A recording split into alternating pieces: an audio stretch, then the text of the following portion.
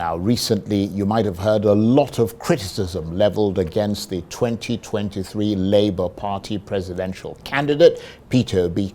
In fact, on this program, just a couple of days ago, one of our guests suggested that she had become depressed by the crisis in the Labour Party, but more so, she said, profoundly more so by Peter Obi himself, someone she described as a once sparkling, inspirational figure who created a movement almost overnight, galvanizing the youth, the intellectuals, and other principled people, but who had now turned from a firework into what she called a damp squib. To her, he had become, in her words, rather pedestrian, making what she called anodyne public statements and periodically donating boreholes in remote parts of the country. Well, expectedly, there have been lots of reactions from many of Mr. Obi's supporters whose passion and zeal for him appear to be undiminished. One of them is Ibrahim Abdulkareem. He's from the northwest state of Sokoto and is the Director General of the Big Tent, a coalition uniting political parties, social movements, civil society organizations, and candidate support groups, the so-called Third Force. Mr. Abdulkareem believes that Mr. Obi has become the ideological symbol of the fight for equity and justice in Nigeria, a fight by millions of ordinary people who, he says, want to see a new generation of honest, committed leaders. And Ibrahim Abdulkareem, Director General of the Big Tent, joins me now in the studio. Good to see you again. Good to see you, Mr. Charles. And metaphorically speaking, or perhaps physically speaking, you would need a big tent, wouldn't you? Because you're quite a tall bloke. Of course.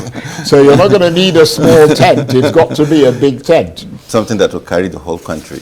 Well, certainly something that will carry you. It's got to be a tall tent. Well, good to see you again. Thank you very much.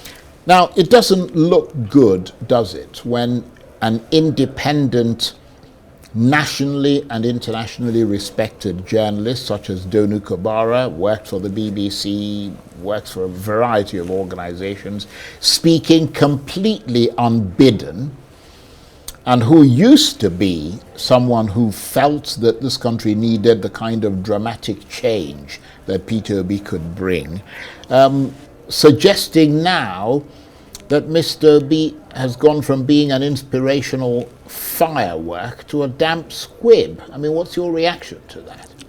Maybe some people just rely on what they see. As you said, she's an international media person. Yeah, but she's been in Nigeria. She's been in Nigeria, but that's what she wants to see. But she has their own. I'm okay with what she has said. But the truth of the matter is that us, we followed him. The obedient movement is not something that just is created just out of the blue. Young Nigerians want to see a better and new Nigeria, and they are looking who is best within that spec of time of 2020. And they have found out that among all the politicians, none of them said that he sent away somebody that is, but he's better than all the people who have seen during the contest of 2023 election. And the young Nigerians say, okay, let's mobilize ourselves through such a person so that we can actualize our own dream. It's a dream of young Nigerians. It's not a dream of only Mr. Peter Obi. So the opposition after is not about him. It's about continue with the young people that already put their hopes on him to continue what they are doing. So she is seeing it from a different angle, while young Nigerians are seeing it from different angle. And also, Peter Obi brought a very new politics in Nigeria. Before, after election, we see politicians, they walk away. Everybody walk away. And then they reorganize themselves and come back just some few months to election, not giving us chance to know them, not giving us a time to have a conversation with them. But here's a person now, Mr. Peter Obi. He's always on speed with us. We have a conversation with him. I followed him. We went from state to state. Because what we understand after the election, that it's not everybody in the north, for example, I'm from Sokoto, I stay in the northwest. So it's not everybody that knows about him, how he governed in Anambra. And there's a lot of lies during the election, telling us mostly such things that we don't know about him, that talking about he gave an ID card to Muslims in Anambra, he demolished a mosque in Anambra, and things like that. So we thought that, okay, the election is over. The verdict has been given, but don't go back, don't relax. And he came with this idea, and we bring the idea and say, okay, let's move around and start to talk. And what Mrs. Don was maybe trying to see is that a presidential candidate in 2026, maybe in June 2026. But here we are in 2024.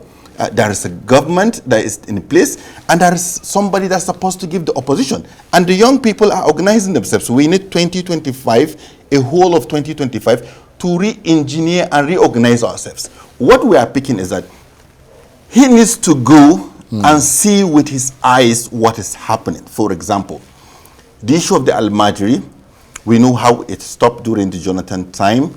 We know in the north, for example, we don't feel comfortable seeing those young people on the street.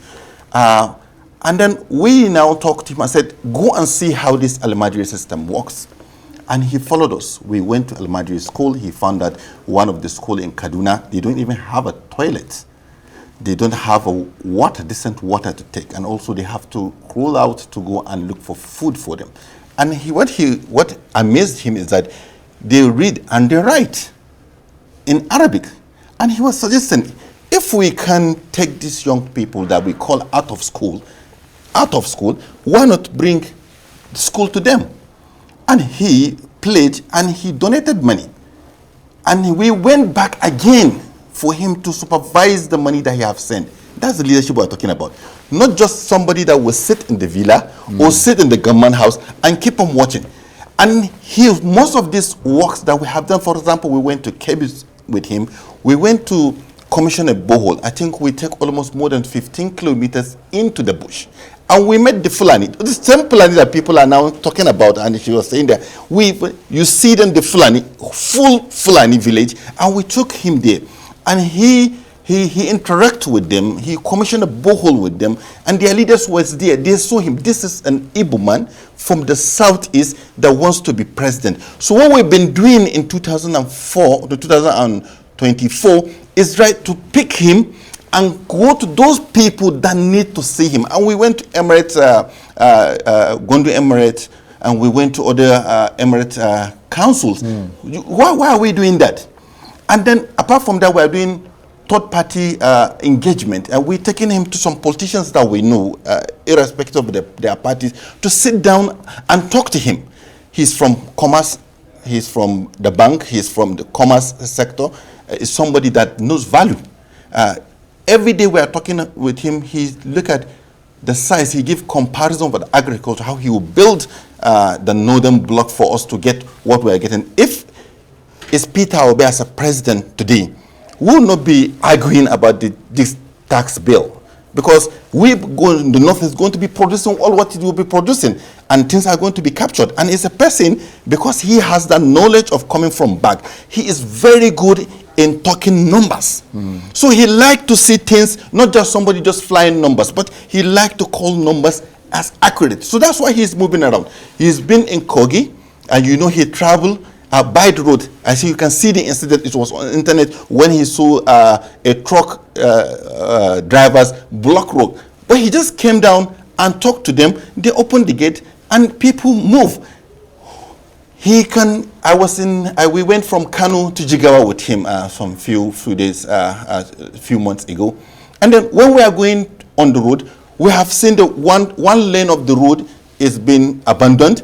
The other one is being used, and then there is a lot of potholes and uncompleted part of it. And then we are now discussing, okay, instead of us to take away 16 trillion and build a new coastal road somewhere, while we have just Kano to Jigawa, which a lot of workers stay in Kano and work in Jigawa, that need that road to be flying around that road. So he's not just moving around as the way she uses the pedestrian. No, he is trying to take in the observation of what is happening. Let me give you an example.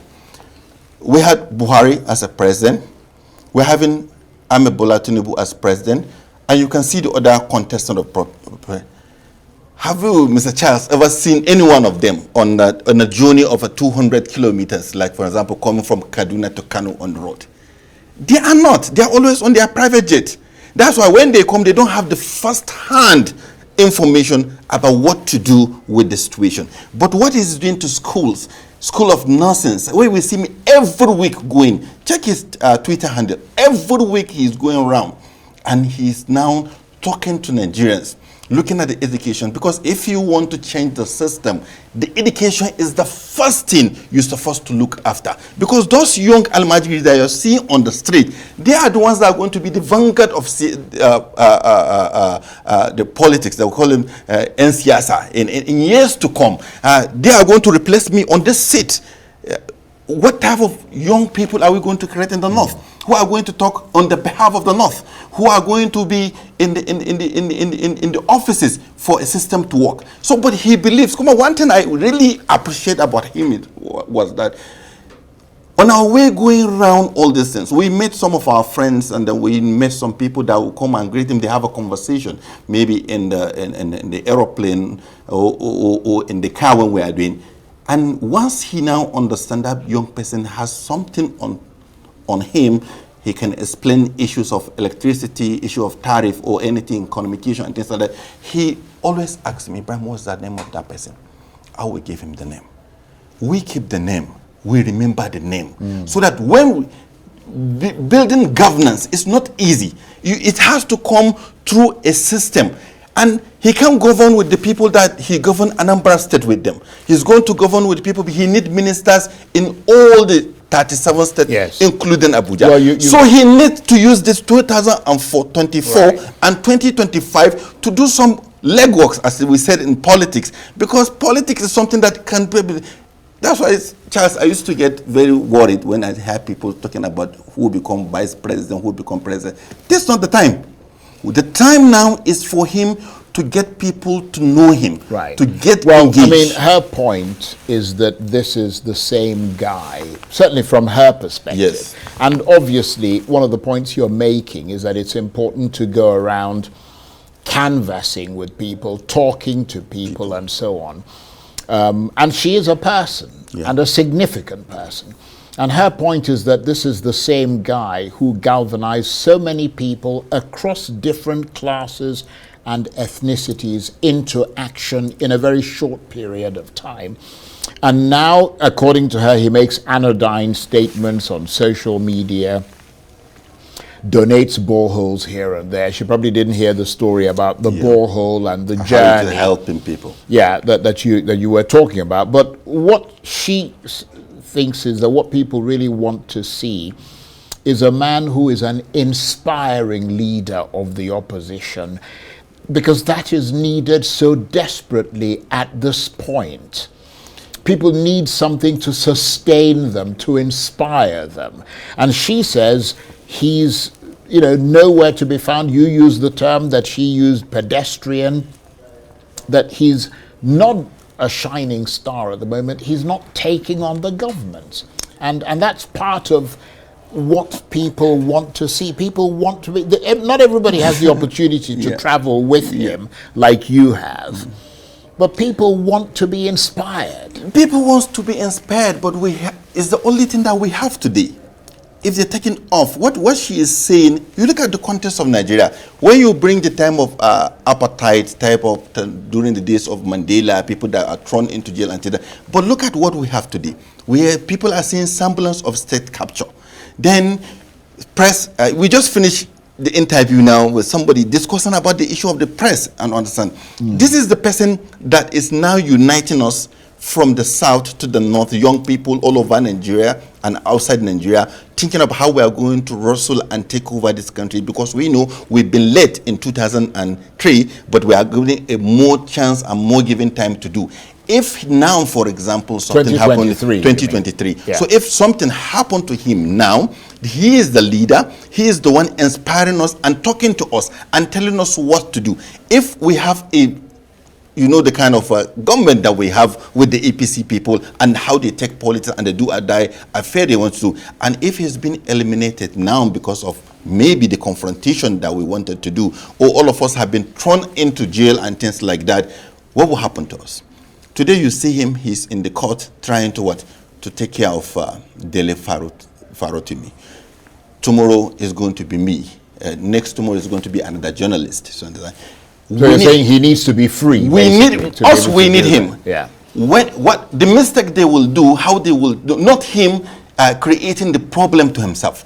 At least we are doing what we are doing. We are putting off our offices. We're conversing. Young people are talking. We're organizing. We can't come here because somebody wants to see us on the street fighting for us to now give out all our strategies. Yes, I understand that. I have to move on because time is against us. I do recall, though, because you mentioned the APC there. Yes. I recall that in 2015, you were almost as passionate as you are now, a fervent supporter of Muhammadu Buhari and the APC. I mean, what happened to turn you away from them towards Peter Obi in preference? In preference, because cost of government, because I have just finished reading what's happened in Argentina. And then I have seen what a president can do if he wants to change the country. I have seen what happened in Indonesia. That's Javier Milei. So the most important is the head. Everybody knows that with Peter Obi, even Deji was saying that at least he will vote for Peter Obi because he will not buy a new private jet. Everybody have seen him traveling from one place to another even in an economy. The reason is that everybody knows, us that we work with him, the people that goes close to him know that there is going to be a reduction in the cost of government. Not somebody that is going to buy a new Jeep, not somebody that is going to pump money to build a new house for himself, a new house for his own vice president. So that's the first thing that I have seen. Number two, he's trying to...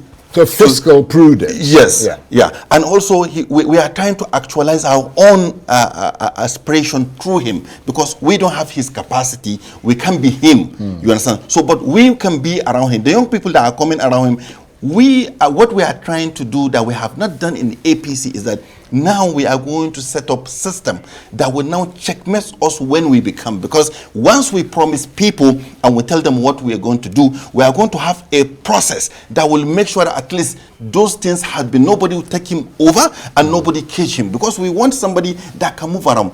The first thing I love so much about Mr. Peter Obi is his movement. The way you see him maybe in a day in 3 or 4 different states.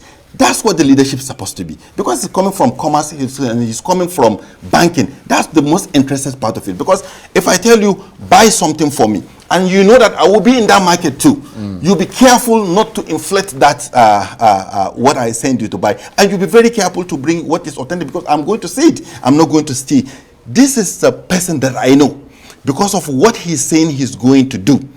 Definitely he's not going to sit down in one place. He has never. If he sits in one place, he's going to fall sick because that's the person right. I know. Okay, well, you've made that point, and we're fast running out of time. We've got a couple of minutes left. Just tell us a bit about the organization, the Big Tent, which you're the Director General of. I mean, it likes to call itself the third force, doesn't it? I mean, is it really that? Is there such a thing in Nigerian politics? Yeah, you see. The difference between us and what happened in 2015 is that in 2015, the APC put themselves together and go directly to take power.